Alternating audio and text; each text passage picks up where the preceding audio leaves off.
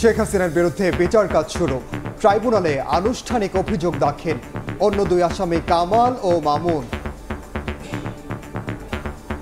৩ জনের যৌথ নির্দেশনায় জুলাই আন্দোলনে ব্যবহার করা হয় প্রাণঘাতী অস্ত্র।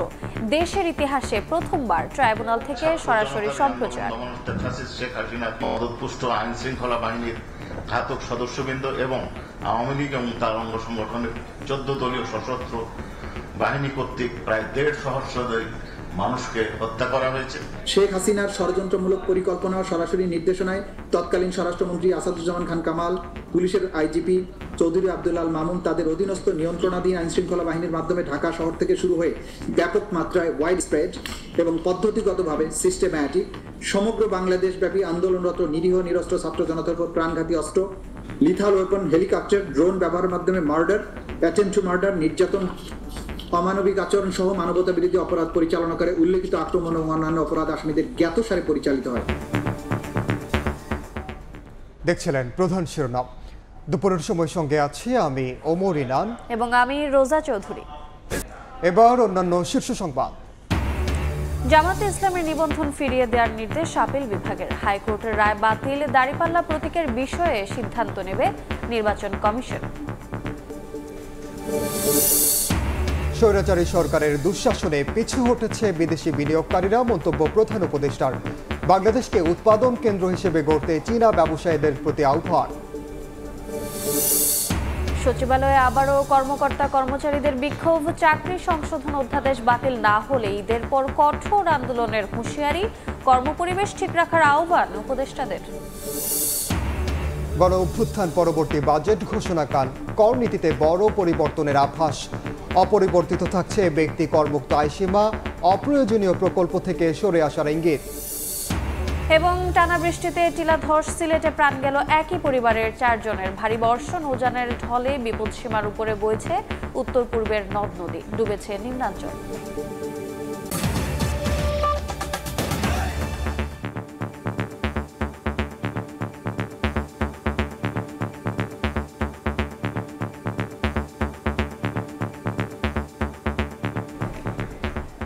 বিচার কাজ সরাসরি সম্প্রচারের মাধ্যমে দেশের ইতিহাসে যুক্ত হলো নতুন মাইলফলক।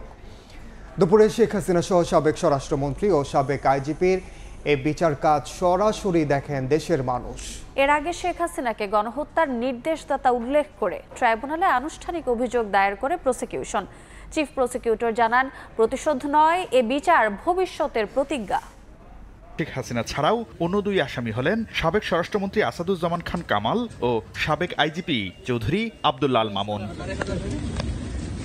দেশের ইতিহাসে প্রথমবারের মতো শেখ হাসিনার বিরুদ্ধে আন্তর্জাতিক অপরাধ ট্রাইব্যুনালের এই বিচার কাজ সরাসরি সম্প্রচার করা হয়। বাংলাদেশ টেলিভিশন ছাড়াও ট্রাইব্যুনালের ফেসবুক পেজে সম্প্রচার করা হয় বিচার কাজ।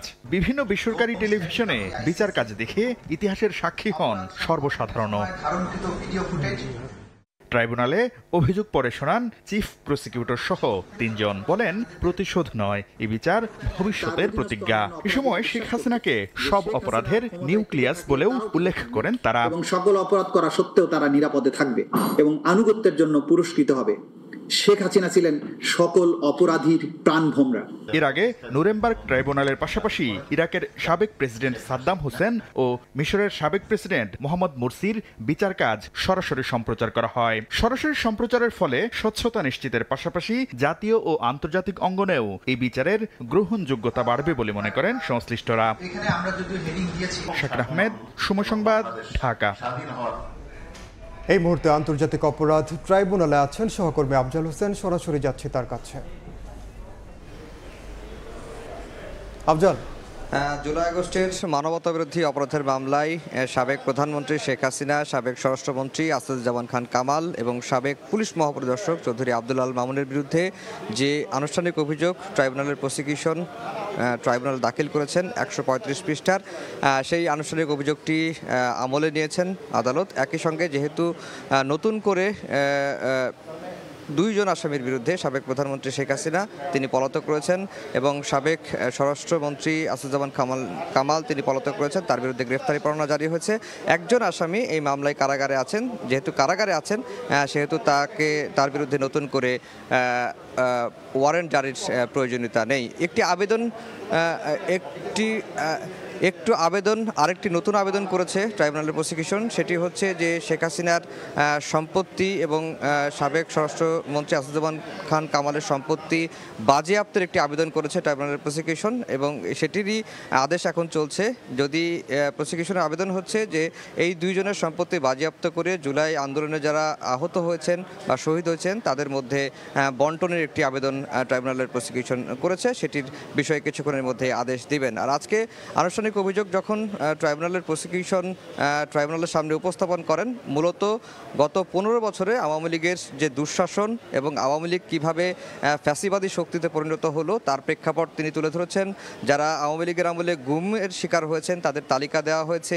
এছাড়া বিচার বিভাগকে আওয়ামী লীগ কীভাবে কুক্ষিগত করেছিল সেই বর্ণনাও কিন্তু ট্রাইব্যুনালের প্রসিকিউশন দিয়েছেন। আর 3 জনের বিরুদ্ধে যে অভিযোগ সেই অভিযোগের বিস্তারিত তুলে ধরেছেন। তাদের বিরুদ্ধে মোটা দাগে যেটি বলা হয়েছে যে শেখ হাসিনার নির্দেশ বাস্তবায়ন করেছেন ওবায়দুল কাদের, আসাদুজ্জামান খান কামাল, সাবেক আইজিপি আব্দুল্লাহ আল মামুন সহ আওয়ামী লীগের নেতৃবৃন্দ এবং সেই দায় শেখ হাসিনাকে সুপিরিয়র কমান্ড রেসপন্সিবিলিটি হিসেবে নিতে হবে এবং যৌথ নির্দেশনায় সারা দেশে যে হত্যাযজ্ঞগুলো চালানো হয়েছিল সেই দায় কিন্তু এই 3 আসামির উপরে বর্তাবে এবং তাদের বিরুদ্ধে যে অভিযোগগুলো আনা হয়েছিল সেই অভিযোগের প্রাথমিকভাবে প্রমাণ তারা করতে পেরেছেন। 81 জনকে সাক্ষী করা হয়েছে এই মামলায়। সাক্ষীদের জবানবন্দি, আনুষঙ্গিক যে তথ্য প্রমাণ সব মিলিয়ে এই মামলার আনুষ্ঠানিক অভিযোগের মোট পৃষ্ঠা দাঁড়িয়েছে 8747 পৃষ্ঠা এবং আনুষ্ঠানিক অভিযোগ শুধুমাত্র 135 পৃষ্ঠার। এখানে ট্রাইব্যুনালের চিফ প্রসিকিউটর আরও বলেছেন যে অপরাধের নিউক্লিয়াস ছিলেন সাবেক প্রধানমন্ত্রী শেখ হাসিনা। ক্ষমতাকে ধরে রাখতে তিনি সারা দেশে জুলাই আগস্টের 14 জুলাই থেকে 5 আগস্ট পর্যন্ত এই 3 সপ্তাহে নির্বিচারে গুলি করে মানবতাবিরোধী অপরাধ করেছেন এবং তাকে বলা হয়েছে, শেখ হাসিনাকে বলা হয়েছে তিনি হচ্ছেন অপরাধীদের প্রাণ ভোমরা। আরেকটি বিষয় উল্লেখ করেছেন, এখানে গ্যাং অফ 4-এর কথা উল্লেখ করা হয়েছে। গ্যাং অফ 4 বলতে প্রসিকিউশন যেটি বুঝিয়েছেন যে এই আন্দোলন দমনটাকে কিভাবে করা যায় সেজন্য 4 জনের একটি গ্যাং তৈরি হয়েছিল। সেই 4 জন হচ্ছেন সাবেক আইনমন্ত্রী আনিসুল হক, সালমান এফ রহমান রয়েছেন, আসাদুজ্জামান খান কামাল রয়েছেন এবং ওবায়দুল কাদের রয়েছেন। এই 4 জনের এই গ্যাং তারা কিভাবে আন্দোলন দমন করার জন্য নির্বিচারে গুলি করার নির্দেশ দিয়েছেন এবং মাঠ পর্যায়ে নির্দেশনা বাস্তবায়ন হচ্ছে কিনা সেটির তারা তদারকি করতেন আসাদুজ্জামান খান কামালের বাসায়। এই 4 জনকে বলা হচ্ছিল গ্যাং অফ 4 এবং এই গ্যাং অফ 4-এরই একজন সদস্য হচ্ছেন সাবেক স্বরাষ্ট্রমন্ত্রী আসাদুজ্জামান খান কামাল। আনুষঙ্গিক সকল বিষয় কিন্তু তুলে ধরেছেন এবং ট্রাইব্যুনালের যিনি চেয়ারম্যান রয়েছেন গোলাম মর্তুজা মজুমদার তিনি এখন আদেশ দিচ্ছেন। আদেশটি কমপ্লিট হলে হয়তো চিফ প্রসিকিউটর আদেশের বিষয়ে আনুষ্ঠানিকভাবে আমাদেরকে জানাবেন। আর আজকের বিচার বিভাগের ইতিহাসে, বাংলাদেশের ইতিহাসে একটি অভিনব বা নজিরবিহীন ঘটনা ঘটেছে। প্রথমবারের মতো শেখ হাসিনার বিচার গণমাধ্যমের কল্যাণে অর্থাৎ রাষ্ট্রীয় টেলিভিশন বিটিভির কল্যাণে সারা বিশ্ব দেখেছে এবং এই বিটিভির সৌজন্যে বেসরকারি যে চ্যানেলগুলো রয়েছেন তারাও কিন্তু তাদের বিচার সম্প্রচার করেছে সরাসরিভাবে।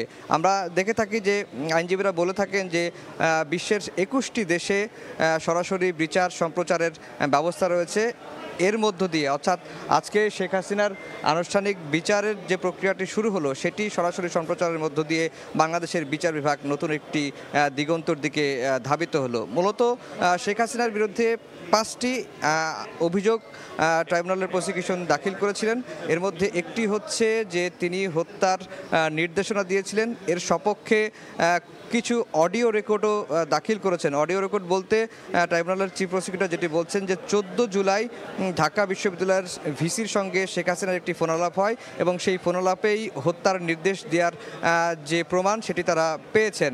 একই সঙ্গে সঙ্গে শেখ হাসিনার বিরুদ্ধে শুধুমাত্র হত্যার নির্দেশনাই নয়, উস্কানি দেওয়া, প্ররোচনা দেওয়া, এই যে অভিযোগগুলো সেটি কিন্তু ট্রাইব্যুনালের প্রসিকিউশন আজকে বিস্তারিতভাবে তুলে ধরেছেন এবং এরপরে আদালত আদেশ দিয়েছেন। আদালতের আদেশটি আরেকবার বলি যে 2 জন আসামি শেখ হাসিনা এবং আসাদুজ্জামান খান কামালের বিরুদ্ধে নতুন করে গ্রেফতারি পরোয়ানা জারি করা হয়েছে এবং তাদের সম্পত্তি বাজেয়াপ্তের একটি আদেশ চাওয়া হয়েছে। কিছুক্ষণের মধ্যে আমরা জানতে পারবো যে এই বিষয়ে কি আদেশ দিলেন আন্তর্জাতিক অপরাধ ট্রাইব্যুনাল। তো এই ছিল আন্তর্জাতিক অপরাধ ট্রাইব্যুনাল থেকে আমার কাছে সবশেষ খবর। আন্তর্জাতিক অপরাধ আদালত থেকে জানাচ্ছিলেন সহকর্মী আফজাল হোসেন। দেখছিলাম আমরা দেশের প্রথমবারের মতো কোনো আন্তর্জাতিক অপরাধের বিচার কাজ। দেশে প্রথমবারের মতো কোনো বিচার কাজ পরিচালনার সরাসরি সাক্ষী হলেন সাধারণ মানুষ। দুপুরে আন্তর্জাতিক অপরাধ ট্রাইব্যুনালে শেখ হাসিনার বিরুদ্ধে আনা মানবতা বিরোধী অপরাধের অভিযোগ উত্থাপন করে এটি সরাসরি সম্প্রচার করা হয় টেলিভিশনে। বাসাবাড়ি, চায়ের দোকান, বিশ্ববিদ্যালয়ের হল, নানা জায়গা থেকে এ বিচার কাজ সরাসরি দেখেন সাধারণ মানুষ। প্রথমবারের মতো এমন উদ্যোগে তাদের মধ্যে ছিল নানা কৌতূহল। সাধারণ মানুষের প্রত্যাশা আন্তর্জাতিক অপরাধ ট্রাইব্যুনালের এ বিচার কাজ যেন স্বচ্ছতার সঙ্গে হয়, নিশ্চিত হোক ন্যায় বিচার। আমাদের স্বাধীনতা 53 বছর হয়ে গেল, আমরা কিন্তু এই ধরনের বিচার কাজ দেখা তো দূরের কথা, জানতেও পারি নাই যে আন্তর্জাতিক বিচার ট্রাইব্যুনালে এই ধরনের বিচার হচ্ছে।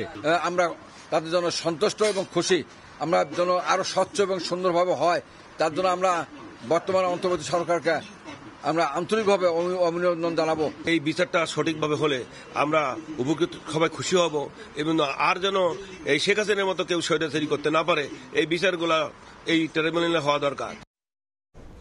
জামায়াতে ইসলামের নিবন্ধন ফিরিয়ে দিতে নির্বাচন কমিশনকে নির্দেশ দিলেন আপিল বিভাগ। সেই সঙ্গে বাতিল করা হয় আগে দেয়া হাইকোর্টের রায়। তবে দলটির দাঁড়িপাল্লা প্রতীকের বিষয়ে সিদ্ধান্ত নেবে ইসি। রায়ে সন্তোষ প্রকাশ করে জামাতের আইনজীবী বলেছেন দাঁড়িপাল্লা প্রতীক ফিরে পেতেও আশাবাদী তারা। ইসির আইনজীবী বলছেন রায় হাতে পেলেই পদক্ষেপ নেবে নির্বাচন কমিশন। আওয়ামী লীগের সময়ে দলের নিবন্ধন হারায় বাংলাদেশ জামায়াত ইসলামী। আদালতের রায়ে রাজনৈতিক দলের নিবন্ধন বাতিল হওয়ার প্রথম ও সর্বশেষ শিকার হয় দলটি। সে সময় নিবন্ধন ফিরে পেতে আইনি লড়াইয়ে তৎপর হতে পারেনি জামায়াত। 5 আগস্ট রাজনৈতিক পট পরিবর্তনের পর নতুন করে নিবন্ধন ও প্রতীক ফিরে পেতে আইনি লড়াই শুরু করে দলটির আইনজীবীরা। ফেব্রুয়ারি থেকে মে 4 মাসে কয়েক কার্যদিবস আইনি যুক্তিতর্ক উপস্থাপন করেন তারা। রোববার যার সিদ্ধান্ত জানান সর্বোচ্চ আদালত। আপিল বিভাগ তার রায়ে জামায়াতকে নিবন্ধন ফিরিয়ে দিতে নির্বাচন কমিশনকে নির্দেশ দেন। দাঁড়িপাল্লা প্রতীক সহ অন্যান্য বিষয় নিষ্পত্তির জন্য নির্বাচন কমিশনের উপর ছেড়ে দিয়েছেন সুপ্রিম কোর্ট। মাননীয় আপিল বিভাগ হাইকোর্টের যে রায় ছিলেন এই রায়কে বাতিল ঘোষণা করেছেন এবং ইলেকশন কমিশনকে নির্দেশনা দিয়েছেন বাংলাদেশ জামায়াতে ইসলামীর রেজিস্ট্রেশন এবং অন্য যে সকল ইস্যু ইলেকশন কমিশনের সামনে আছে বা আসবে সেগুলো যেন দ্রুতই নিষ্পত্তি করেন। এর এই মাধ্যমে আজকে বাংলাদেশ জামায়াতে ইসলামী তার নিবন্ধন ফিরে পেল এবং প্রতীকের ব্যাপারটিও ইলেকশন কমিশনের সামনে রেফার করা হলো আদার ইস্যু হিসেবে। এক যুগেরও বেশি সময় পর নিবন্ধন ফিরে পাওয়ায় সন্তোষ প্রকাশ করেন দলটির আইনজীবী ও নেতারা। দীর্ঘদিনের আবেগ জড়িয়ে থাকা প্রতীকও ইসি থেকে ফিরে পাওয়ার প্রত্যাশা তাদের। আমরা ইলেকশন কমিশনের কাছে অ্যাপ্রোচ করব, বাকিটা ইলেকশন কমিশন আইন অনুযায়ী অতি দ্রুত জামাতের নিবন্ধন এবং জামাতের প্রতীক বুঝিয়ে দিবেন, এটা আমরা প্রত্যাশা করি। নির্বাচন কমিশনের আইনজীবী বলছেন রায় দেখে পদক্ষেপ নেবে ইসি। আমাদের ইসলামের কনস্টিটিউশনের উপর ওনারা যেটা রিভিউ করছিলেন, ইনভেস্টিগেশন করছিলেন, ওই পর্যায় থেকে ওনারা আবার শুরু করবেন। এটা হচ্ছে ইলেকশন কমিশনের উপর অনারেবল কোর্টের ডিরেকশন। প্রতীকের বিষয়টা এই মামলার ইস্যু ছিল না, প্রতীকের বিষয়ে অনারেবল কোর্ট কোনো ডিরেকশন দেননি। ওইটা বলছেন আমাদেরকে অন্যভাবে সমাধান করতে হবে। 2008 সালে নিবন্ধন পায় জামায়াত। তরিকত ফেডারেশন সহ কয়েকটি সংগঠনের রিটের প্রেক্ষিতে 2013 সালের 1 আগস্ট জামায়াতের নিবন্ধন বাতিল ও অবৈধ ঘোষণা করে রায় দেয় হাইকোর্ট। এরপর 2018 সালের 7 ডিসেম্বর দলটির নিবন্ধন বাতিল করে প্রজ্ঞাপন জারি করে নির্বাচন কমিশন। আফজাল হোসেন, সময় সংবাদ, ঢাকা। যেসব সংস্কার প্রস্তাবে ঐকমত্য হয়েছে তার ভিত্তিতেই সরকারকে নির্বাচনমুখী হওয়ার আহ্বান জানিয়েছেন বিএনপি নেতারা। দুপুরে জাতীয় প্রেস ক্লাবে আলোচনা সভায় দলটির স্থায়ী কমিটির সদস্য খন্দকার মোশাররফ হোসেন বলেন, নির্বাচন যত দেরিতে হবে তত ষড়যন্ত্র বাড়বে। তাই যেসব সংস্কার বিষয়ে রাজনৈতিক দলগুলো একমত হয়েছে তার ভিত্তিতে নির্বাচনের দিকে এগিয়ে যেতে হবে। জাতীয় প্রেস ক্লাবে আলাদা অনুষ্ঠানে দলটির স্থায়ী কমিটির আরেক সদস্য হাফিজউদ্দিন আহমেদ অভিযোগ করেন, বিদেশ গিয়ে বিএনপি নিয়ে মিথ্যাচার করেছেন প্রধান উপদেষ্টা। যেগুলো আমরা মনে করি মিনিমাম সকল দল একমত হবে, সেটাকে ঐকমত্য প্রকাশ ঘোষণা করে ইলেকশনের দিকে যাওয়া উচিত। বাংলাদেশ একটা নতুন ধরনের রাষ্ট্র হতে পারত, কিন্তু ব্যাপক দলীয়করণের ফলে এবং অতি অল্প সময়ের মধ্যে একটি একদলীয় রাষ্ট্র গঠন করার ফলে বাংলাদেশের গণতন্ত্রের কবর রচনা করা হলো। অথচ এই গণতন্ত্র প্রতিষ্ঠার জন্যই আমরা যুদ্ধ করেছিলাম। প্রধান উপদেষ্টা ডক্টর মোহাম্মদ ইউনূস বলেছেন, স্বৈরাচারী সরকারের সীমাহীন দুর্নীতি আর দুঃশাসনের কারণে পিছু হটেছে বড় বিদেশি বিনিয়োগকারীরা। রাজধানীর আগারগাঁওয়ে China Bangladesh investment and trade কনফারেন্সে তিনি বলেন, ভৌগোলিকভাবে সক্ষমতা থাকলেও বিভিন্ন প্রতিবন্ধকতায় থমকে আছে বিদেশি বিনিয়োগ। বাংলাদেশ ইতিবাচক পরিবর্তনের মধ্য দিয়ে যাচ্ছে উল্লেখ করে ডক্টর ইউনূস আরও বলেন, বিনিয়োগকারীদের শ্রম সহায়তা দিতে তৈরি আছে দেশের যুব সমাজ। অন্তর্বর্তী সরকারের দায়িত্ব গ্রহণের পর গেল মার্চে চীন সফরে যান প্রধান উপদেষ্টা ডক্টর মোহাম্মদ ইউনূস। ওই সফরের মূল লক্ষ্যই ছিল বাংলাদেশে চীনা বিনিয়োগকারীদের আকৃষ্ট করা। 2 মাসের মাথায় 200 বিনিয়োগকারীর দল নিয়ে বেইজিং থেকে ঢাকায় হাজির চীনের বাণিজ্যমন্ত্রী ওয়াং ওয়েনতাও। দ্রুত পদক্ষেপ প্রসঙ্গে প্রধান উপদেষ্টা বলেন, বাংলাদেশের ভৌগোলিক অবস্থান আর সস্তা শ্রম বিবেচনায় এমন হওয়াটাই স্বাভাবিক। এতদিন তা হয়নি সীমাহীন দুর্নীতি আর স্বৈরাচারী সরকারের দুঃশাসনের কারণে। ভৌগোলিক অবস্থান কিংবা সহজলভ্য শ্রমবাজার সব মিলিয়ে বিনিয়োগের আদর্শ ক্ষেত্র বাংলাদেশ। তারপরও আমরা বিনিয়োগকারীদের আকৃষ্ট করতে ব্যর্থ হয়েছি। ইকোনমিক জোন খালি পড়ে আছে, মানুষ সেখানে গরু ছাগল পালন করে। বিগত দশক জুড়ে সীমাহীন দুর্নীতি, দুঃশাসন আর স্বৈরাচার শাসকের কারণে অনেক সম্ভাবনাময় বিনিয়োগকারী দেশ ছেড়েছে। দেশের অর্থনৈতিক টেকসই উন্নয়নে বিডা আর বেজাকে ঢেলে সাজিয়েছে অন্তর্বর্তী সরকার। বয়স 26-এর নিচে থাকা দেশের অর্ধেক জনশক্তিও প্রস্তুত আছে বিদেশি বিনিয়োগকারীদের তৈরি করা কর্মসংস্থান লুফে নিতে। তাই নতুন বাংলাদেশের সাক্ষী হতে চীনা ব্যবসায়ীদের প্রতি আহ্বান জানান ডক্টর ইউনূস। জুলাই আন্দোলনের পর অনেক সমস্যাই কেটে গেছে। এখন বিনিয়োগ বান্ধব একটি পরিবেশ তৈরির চেষ্টা অব্যাহত রয়েছে। আমরা চাই আপনারা আমাদের এই পরিবর্তনের ইতিহাসের সাক্ষী হন।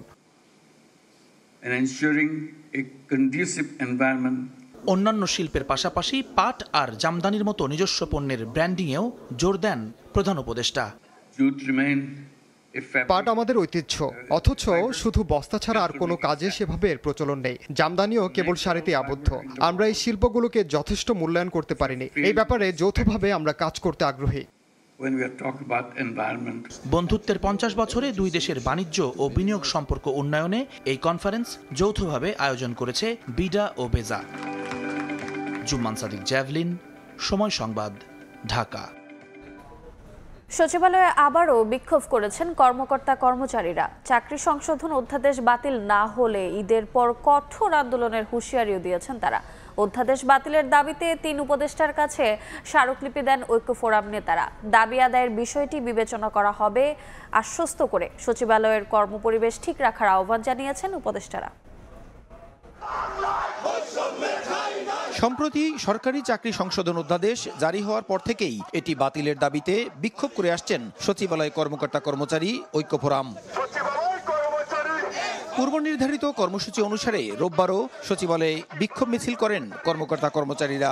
ঈদের আগেই অধ্যাদেশ বাতিলের দাবি জানিয়ে ফোরামের কো চেয়ারম্যান নুরুল ইসলাম বলেন, দাবি না মানলে সারা দেশে কঠোর আন্দোলন গড়ে তোলা হবে। হাসি মুখে খুশি মনে আমরা ঈদ করতে যেতে পারি, আর যদি তা না হয় এই আন্দোলন এমন দুর্বার গতিতে চলবে যে আমরা সারা দেশব্যাপী অত্যন্ত দুর্বার গতিতে আন্দোলন চলবো, যে এই দাবির সাথে হয়তো আমরা বাধ্য হব অন্যান্য দাবি অ্যাড করতে। এদিন মিছিল নিয়ে খাদ্য ও ভূমি, পরিবেশ ও বন এবং বিদ্যুৎ জ্বালানি ও খনিজ সম্পদ উপদেষ্টার কাছে অধ্যাদেশ বাতিলের দাবিতে স্মারকলিপি দেন ঐক্য ফোরাম নেতারা। খাদ্য ও ভূমি উপদেষ্টা আলিমা মজুমদার স্মারকলিপি গ্রহণ করে বলেন, এটি কোনো একক উপদেষ্টার বিষয় নয়। সচিবদের সমন্বয়ে গঠিত কমিটি এ নিয়ে পর্যালোচনা করছে। আপনাদের ব্যাপারটা সচিব কমিটি আমাদের ভূমি মন্ত্রণালয়ের সচিবকে দিয়ে একটা সচিবদের একটা কমিটি করেছে।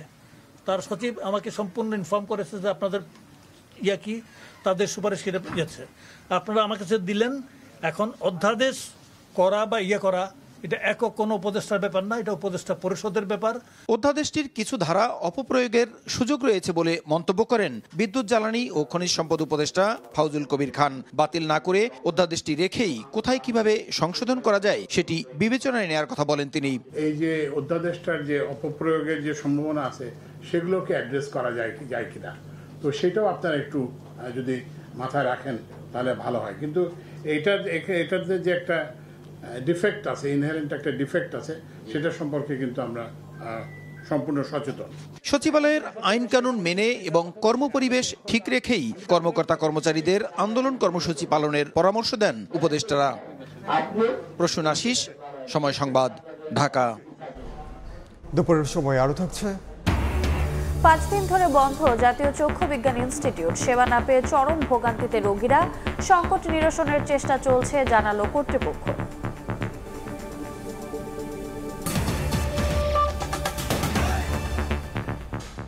হাসিনা সরকার পতনের পর নতুন রাজনৈতিক পরিস্থিতিতে বাজেট দিতে যাচ্ছে অন্তর্বর্তী সরকার। আগামীকাল বিকেল 4টায় বেতার ও বাংলাদেশ টেলিভিশনে বাজেট ঘোষণা করবেন অর্থ উপদেষ্টা ডক্টর সালেহ উদ্দিন আহমেদ। আকার হতে পারে 7,90,000 কোটি টাকা। প্রাধান্য পাচ্ছে মূল্যস্ফীতি নিয়ন্ত্রণ। এলডিসি গ্র্যাজুয়েশন পরবর্তী সক্ষমতা বাড়াতে আসতে পারে কর নীতিতে বড় পরিবর্তন। জুলাই গণঅভ্যুত্থানে হাসিনা সরকারের পতনের পর দায়িত্ব নেয় অন্তর্বর্তী সরকার। অর্থনীতিকে টেনে তুলতে সরকারি প্রচেষ্টার নীতি প্রতিফলন থাকতে পারে তাদের নেয়া প্রথম বাজেটে। সোমবার বিকেলে বেতার ও টেলিভিশনে 2025-26 অর্থ বছরের বাজেট ঘোষণা করবেন অর্থ উপদেষ্টা ডক্টর সালেহ উদ্দিন আহমেদ। তার আগে উপদেষ্টা পরিষদের বৈঠকে পাশ হবে প্রস্তাবিত ওই বাজেট। নতুন বাজেটের আকার হতে পারে 7,90,000 কোটি টাকা, যেখানে কর আহরণের লক্ষ্যমাত্রা হতে পারে 5,64,000 কোটি টাকা। জিডিপি প্রবৃদ্ধির লক্ষ্য থাকতে পারে 5.5%, মূল্যস্ফীতি 6.5%। বার্ষিক উন্নয়ন কর্মসূচির আকার নির্ধারিত হয়েছে 2,30,000 কোটি টাকা। জীবনযাত্রার ব্যয় কমিয়ে আনাই গুরুত্ব পাবে বাজেটে। চলতি বাজেটে প্রথমবারের মতো পরপর 2 বছরের কর নীতি ঘোষণা করতে পারেন অর্থ উপদেষ্টা। বাড়ছে না করমুক্ত ব্যক্তি আয়সীমা, তবে 2026-27 কর বর্ষ থেকে এটি বাড়িয়ে 3,75,000 টাকা করার সিদ্ধান্ত আসতে পারে। একই কর বর্ষ থেকে মুক্তিযোদ্ধাদের পাশাপাশি গ্যাজেটভুক্ত জুলাই যোদ্ধাদের করমুক্ত আয়সীমা হতে পারে 5,25,000 টাকা। এছাড়া এলডিসি গ্র্যাজুয়েশন পরবর্তী সক্ষমতা বাড়াতে কর নীতিতে আসতে পারে বড় পরিবর্তন, যার অংশ হিসেবে স্থানীয় শিল্প সুরক্ষার নীতি থেকে সরে আসার ঘোষণা আসতে পারে। শিল্প খাতের কর অব্যাহতির মেয়াদ 30 জুনের পর আর না বাড়ার সম্ভাবনা আছে। এছাড়া বিভিন্ন খাতে ভ্যাট ও শুল্ক অব্যাহতির সুবিধা কমিয়ে আনার ঘোষণাও থাকতে পারে নতুন বাজেটে। ইয়ানুর শিফাত, সময় সংবাদ, ঢাকা। টানা বৃষ্টি আর পাহাড়ি ঢলে সিলেটের সুরমা, কুশিয়ারা ও মনু নদীর পানি বিপদসীমার উপর দিয়ে প্রবাহিত হচ্ছে। এতে অনেক এলাকায় তলিয়ে গেছে ঘরবাড়ি, রাস্তাঘাট। আবহাওয়া পূর্বাভাসে জানানো হয় ঢাকা সহ বিভিন্ন অঞ্চলে ভারী থেকে অতি ভারী বৃষ্টিপাত হতে পারে, যা আগামী 48 থেকে 72 ঘন্টা অব্যাহত থাকবে। টানা বর্ষণ ও উজান থেকে নেমে আসা পাহাড়ি ঢলে পানি বেড়ে তলিয়েছে ঘরবাড়ি, রাস্তাঘাট। হাঁটু পানি মারিয়ে গন্তব্যে যেতে দুর্ভোগের শেষ নেই দুর্গতদের। অনেকের কাছে নৌকায় এখন ভরসা।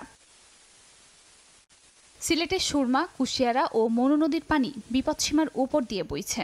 গোয়ানঘাটে তলিয়ে গেছে নিম্নাঞ্চল। এতে পানিবন্দী হয়ে পড়েছেন গুচ্ছ গ্রামের বাসিন্দারা। অনেকে প্রয়োজনীয় জিনিসপাতি নিয়ে এলাকা ছাড়েন। নগরের নিচু এলাকাতেও তৈরি হয়েছে জলাবদ্ধতা। রোববার সকাল 6টা পর্যন্ত গত 24 ঘন্টায় সর্বোচ্চ বৃষ্টিপাত হয়েছে সিলেটে 405 মিলিমিটার।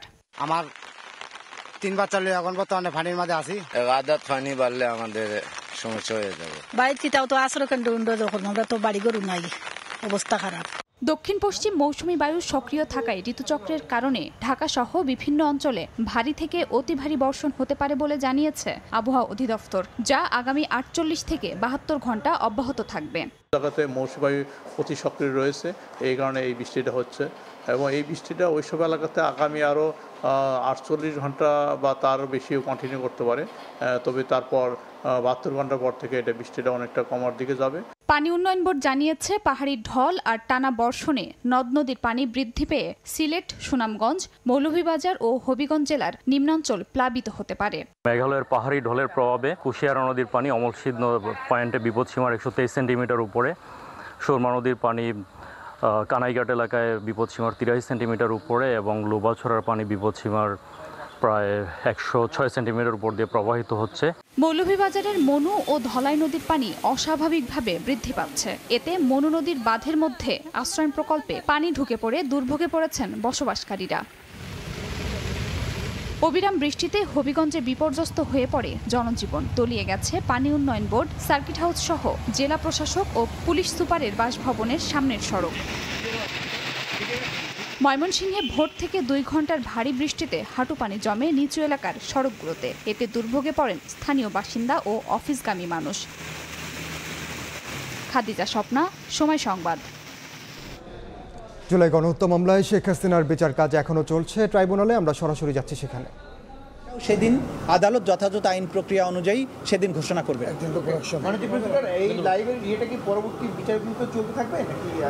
আপনারা সবাই জানেন যে আমাদের আইনে লাইভ সম্প্রচার বা সম্প্রচারের ব্যাপারে এটা এখতিয়ার দেওয়া হয়েছে ট্রাইব্যুনালকে। ট্রাইব্যুনালের অনুমতি সাপেক্ষে যখন ট্রাইব্যুনাল মনে করবেন যে এই অংশটুকু সম্প্রচার করতে সাক্ষীর কোনো নিরাপত্তার ঘাটতি হবে না অথবা অন্য কোনোভাবে বিচারিক প্রক্রিয়ার প্রভাব পড়বে না, তখনই তারা অনুমতি দিবেন। লাইভ সম্প্রচার ভবিষ্যতেও হতে পারে, তবে সেটা নির্ভর করবে আদালতের অনুমতির উপরে। যখনই আদালত অনুমতি দিবেন তখনই আমরা চেষ্টা করব এটা লাইভ করার জন্য। Thank you. 5টা অভিযোগের ব্যাপারে আমি বারবার বলেছি, সেটা আদালতে বলা হয়ে গেছে, নতুন করে আর বলছি না। ধন্যবাদ আপনাদের সবাইকে, ধন্যবাদ।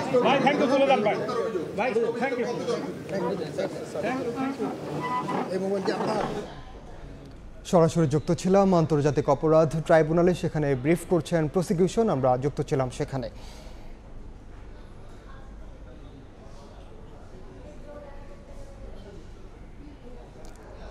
টানা বৃষ্টি আর পাহাড়ি ঢলে সিলেটের সুরমা, কুশিয়ারা ও মনু নদীর পানির বিপদসীমার উপর দিয়া প্রবাহিত হচ্ছে। এ নিয়ে আমরা একটু আগে প্রতিবেদনটি দেখেছি।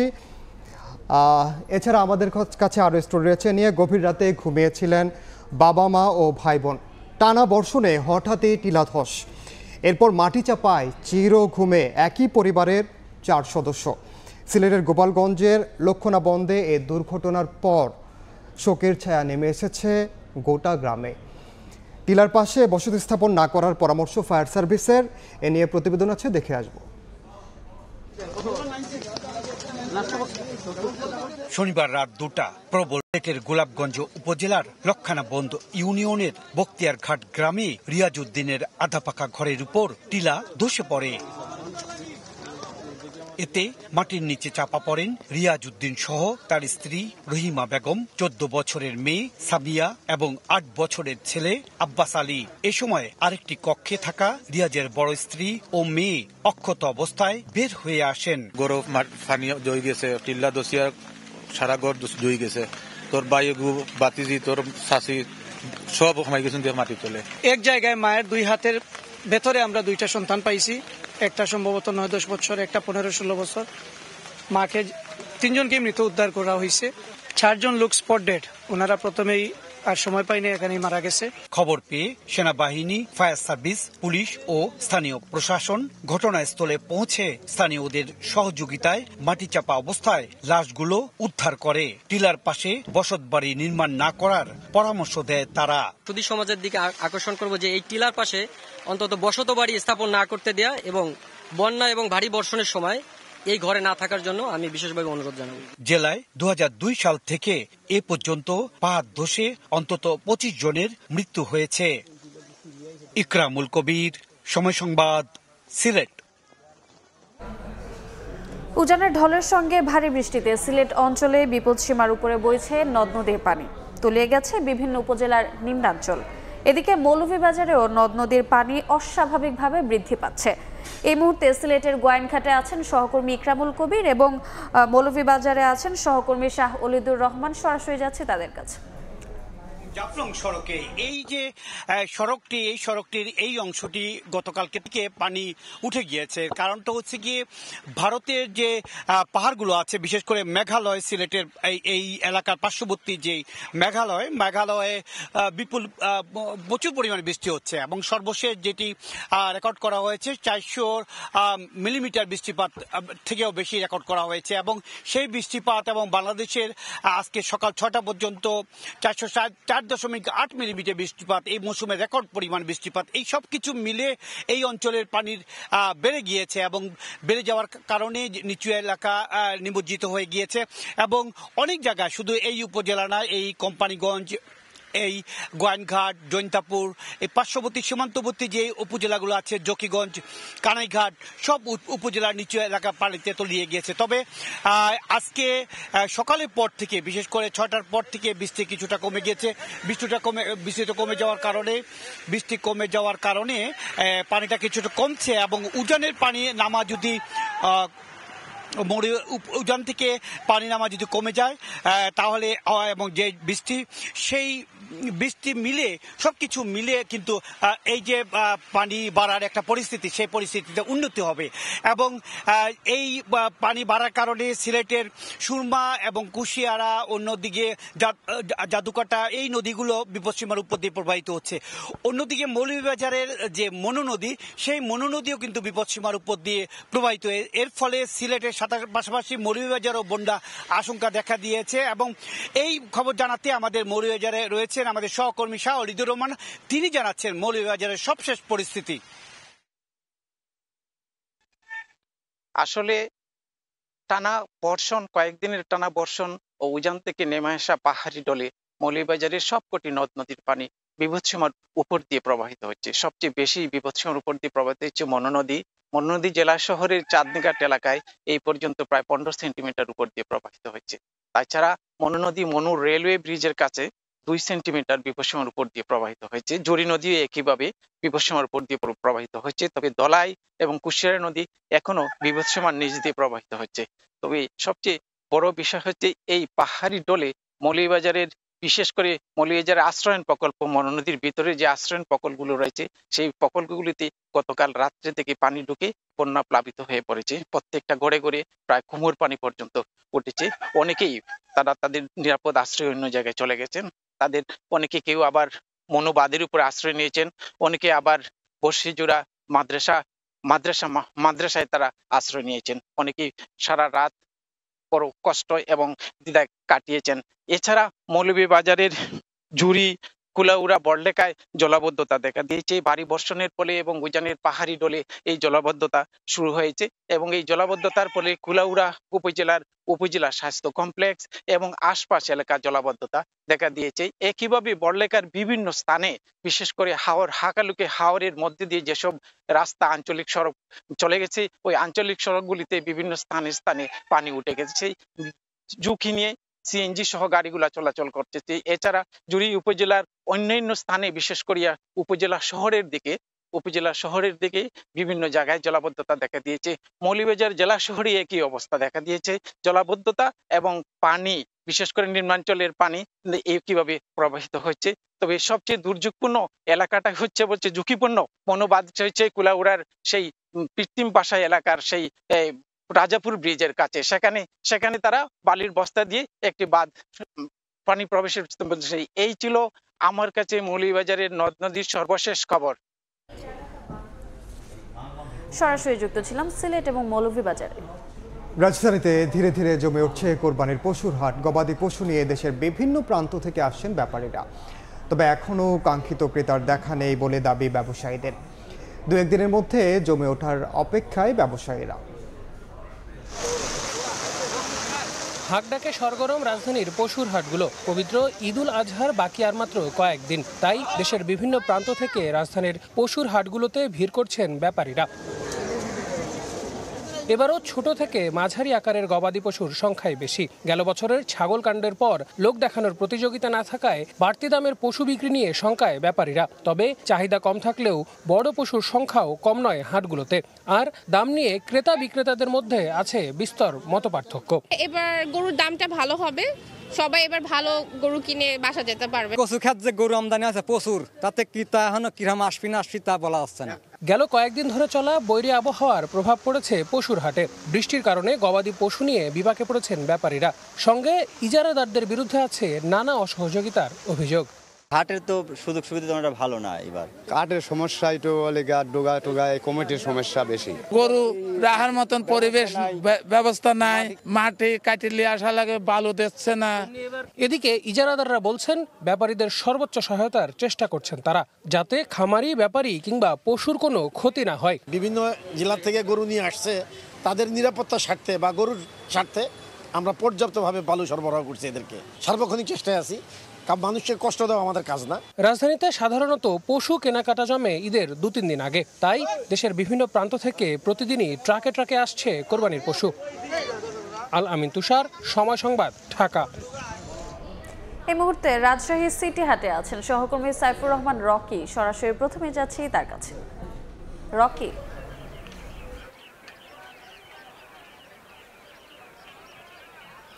উত্তরবঙ্গের মধ্যে সবচেয়ে বড় কোরবানির পশুর হাট বলা হয় রাজশাহীর সিটি হাটকে।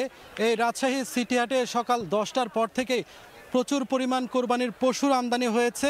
হাট ইজারাদাররা বলছেন যে আজকে প্রায় 4 থেকে 5 হাজার কোরবানির পশু সিটি হাটে ঢুকেছে। তবে এখনও পর্যন্ত কাঙ্ক্ষিত যে বেচা কেনা সেটি কিন্তু হচ্ছে না, এমনটাই আসলে জানিয়েছেন বিক্রেতারা।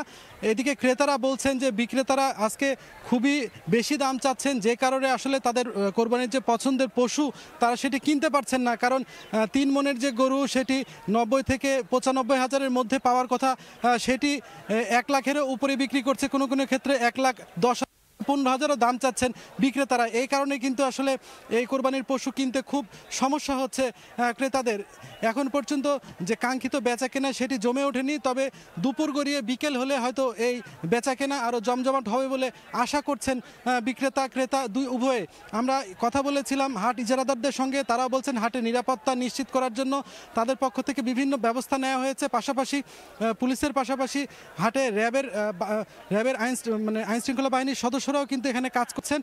র্যাব 5-এর অধিনায়ক সকালে রাজশাহী সিটি হাটে কিন্তু এসেছেন এবং তিনি বলেছেন হাটের কোনো ধরনের যেন চাঁদাবাজি না হয় এবং এখানে সব ধরনের নিরাপত্তা দেওয়ার জন্য তাদের পক্ষ থেকেও কিন্তু প্রচুর পরিমাণ সদস্য এখানে মোতায়েন করা হয়েছে। সব মিলে হাটের যে বেচা কেনা সেটা আসলে জমজমাট হতে একেবারে আরও সময় লাগবে, এমনটাই হাটের ইজারাদার এবং হাটের বিক্রেতা ক্রেতা সবাই কিন্তু এমনটাই বলছেন। তবে সব মিলে যদি বলি যে আজকে প্রচুর পরিমাণ হাটে কোরবানির পশু আমদানি হয়েছে। হাটের উত্তর পাশে, শুধুমাত্র উত্তর পাশে এখানে প্রচুর পরিমাণ মহিষ রয়েছে, হাটের মধ্যখানে রয়েছে প্রচুর পরিমাণ ভারতীয় হরিয়ানা জাতের যে গরু সেটি, এবং হাটের একেবারে প্রবেশ পথে কিন্তু রয়েছে দেশি যে গরুগুলো খামারে লালন পালন করা সেগুলো গরু। এখনও খামারিরা বলছেন যে তারা কাঙ্ক্ষিত দাম পাচ্ছেন না, কারণ এখন পর্যন্ত কিন্তু প্রচুর পরিমাণ গরু হাটে ওঠার কারণে, ক্রেতা সমাগম কম হওয়ার কারণে তাদের যে কাঙ্ক্ষিত বেচা কেনা কাঙ্ক্ষিত লাভ সেটির দেখা তারা পাচ্ছেন না। গবাদি পশুর খাদ্যের দাম বেড়ে যাওয়ার কারণে তারা কিন্তু লাভের দেখা পাচ্ছেন না, এমনটা আসলে বিক্রেতাদের পক্ষ থেকে বলা হচ্ছে। তবে প্রচুর পরিমাণ ব্যাপারী দেখছি যারা এখান থেকে গরু কিনে দেশের বিভিন্ন প্রান্তে নিয়ে যাচ্ছে। তো এই ছিল আমার কাছে রাজশাহীর সিটি হাট থেকে সর্বশেষ সংবাদগুলো জানিয়ে দিচ্ছি আরেকবার। শেখ হাসিনার বিরুদ্ধে বিচার কাজ শুরু। জুলাই গণহত্যার অভিযোগ আমলে নিলেন ট্রাইব্যুনাল। অন্য 2 আসামি কামাল আর মামুন প্রথমবার আদালত থেকে সরাসরি সম্প্রচার। জামাতে ইসলামের নিবন্ধন ফিরিয়ে দেওয়ার নির্দেশ আপিল বিভাগের। হাইকোর্টের রায় বাতিল দাঁড়িপাল্লা প্রতীকের বিষয়ে সিদ্ধান্ত নেবে নির্বাচন কমিশন। এবং স্বৈরাচারী সরকারের দুঃশাসনে পিছু উঠেছে বিদেশি বিনিয়োগকারীরা। মন্তব্য প্রধান উপদেষ্টার। বাংলাদেশকে উৎপাদন কেন্দ্র হিসেবে গড়তে চীনা ব্যবসায়ীদের প্রতি আহ্বান।